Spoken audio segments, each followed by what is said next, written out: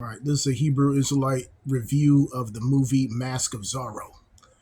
Um, I seen it many years ago, um, back in 1998, um, and I'm watching it again with my family.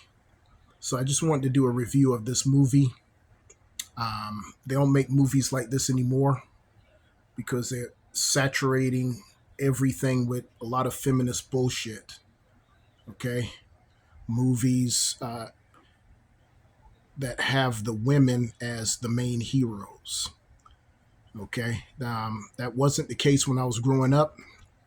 You always had that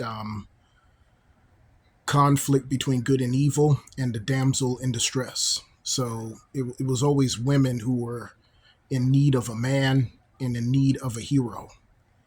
And I just wanted to bring that out because all of that is biblical. When you read stories like Samson and mighty men like King David, this is the basis of all these superhero movies. And Zorro is really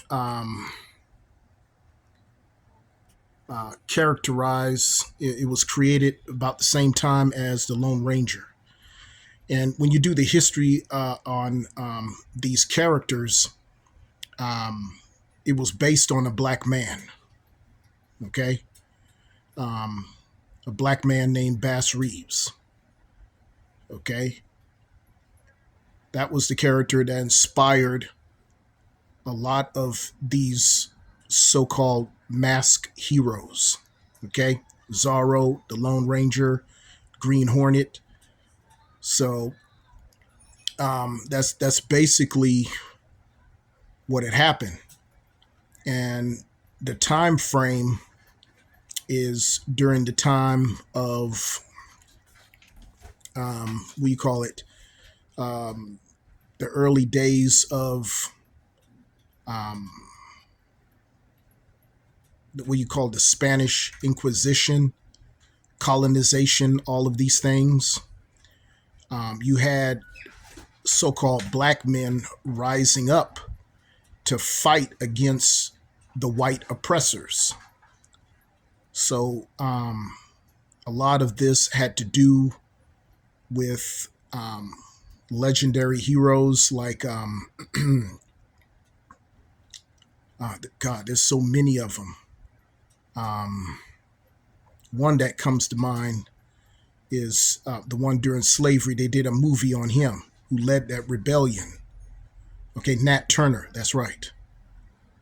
And many of these heroes were inspired by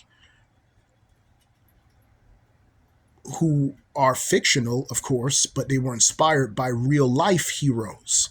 And these heroes were black men who were Israelites. That's the point I'm making. And it stems from our culture, our patriarchal culture as men fighting against injustice and always fighting to liberate our people, such as Malcolm X. In the 80s, you had a legendary college professor, Dr. Franklin Beckles Sr., who was a renowned college professor who set up the private school system in South Carolina to help many children, black children, who were kicked out of the public schools and discriminated against. So a lot of these movies stem from that, and The Mask of Zorro is no different. Okay, and as I said before, the time frame which I believe was maybe the 1800s or whatever, during the time the Spanish took over the Americas. Okay, well, we know even before that, you had the conquistadors. Okay, you had the conquistadors. All right, but when Spain was fighting against the United States and trying to seize the land, um, you had men fighting against the European colonization that was there. Like the Spanish were Spanish speaking Edomites. You see that? And they were colonizing and taking over the indigenous people of that land who were originally there. And those were the 10 lost tribes of Israel, after the Assyrian captivity that came there. Second Ezra's, the book of Second Ezra's chapter 13 breaks that down. How the Israelites of the northern tribe came to the Americas. So, and they had to fight colonization, and it was the men who were standing up on behalf of the people. And I think DC Comics did a cartoon movie on the Aztecs who were Israelites. It's titled Aztec Batman, and how an Israelite man fighting against the conquistadors. Okay. And there was a 1967 episode in the cartoon series Spider-Man, which featured the Aztecs. And in that cartoon, it shows you what color they were. They were black people. So the history of colonization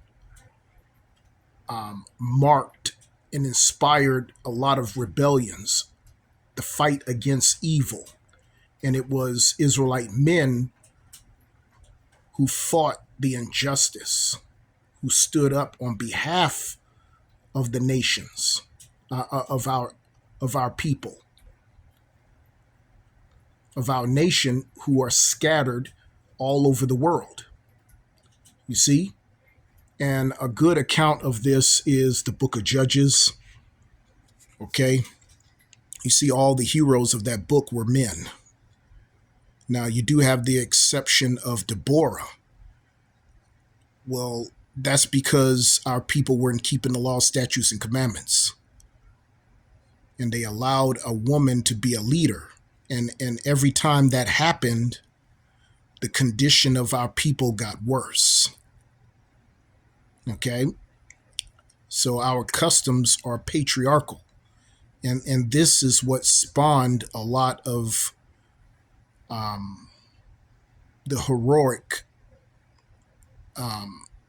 legacy of our people.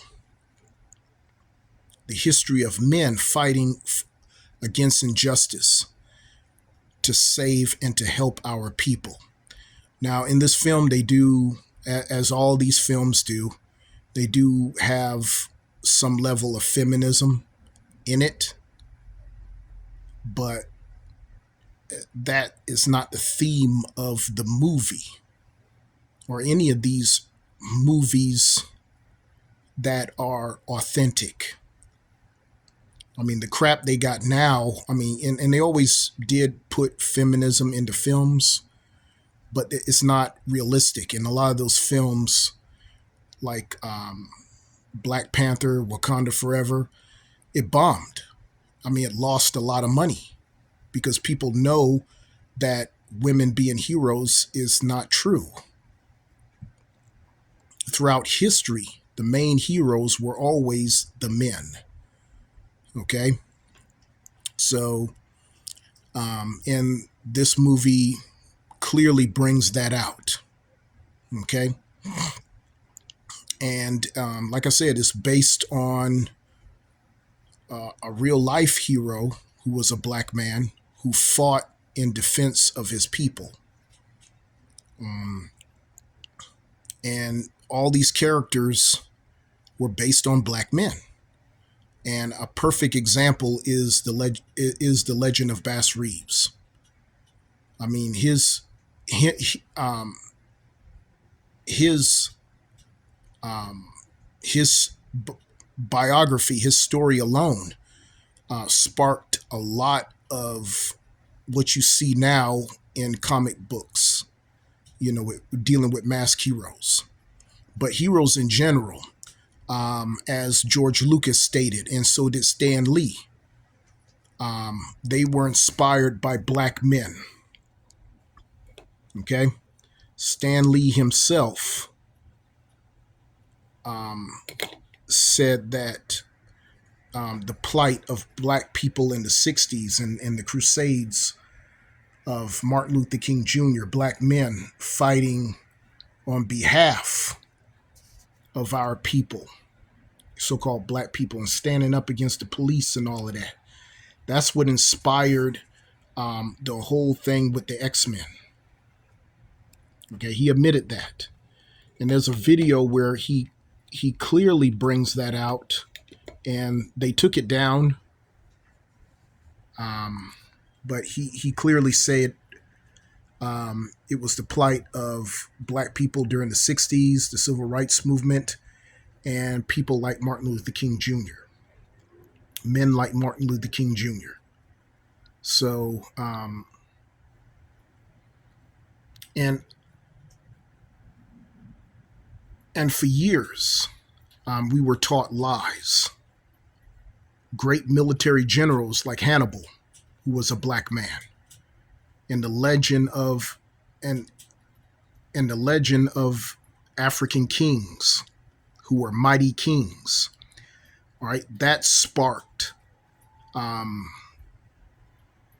comic book character Black Panther, the legacy of African kings and how they were mighty heroes and mighty warriors. That sparked Marvel Comics to produce that character, Black Panther. And of course, they named it Black Panther, again, going back to the 60s, how the Black Panthers, black men standing up against white supremacists with guns and fighting back against oppression. All these things inspired what we know today is these legendary heroes that we see in comic book movies, comic books, cartoons. All of that has been inspired by the legacy of Israelite men. In ancient times, you have the Bible, which is a written record. Everyone knows the Bible to be true. Even historians, archaeologists, many times have proved the Bible to be true. So all those stories that you read in the Bible are true.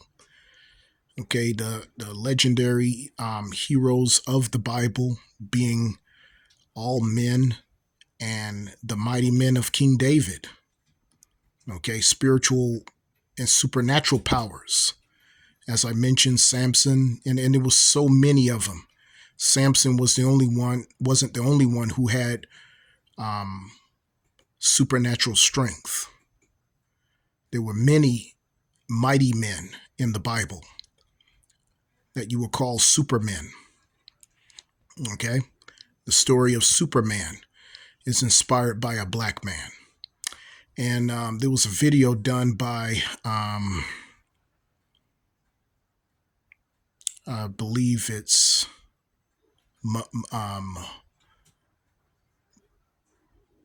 Mayamin Binyamin, is a Hebrew Israelite on YouTube, and he does many videos. One video that he did showed the miraculous works of many black men who had supernatural powers. And I'm talking about like in the 1900s, 1800s. There were many of these stories out there. So I just wanted to point that out. This is one of many movies that Even though he's Hispanic, we know the original Hispanics were black men, are Israelites. The Hispanic people are Israelites. So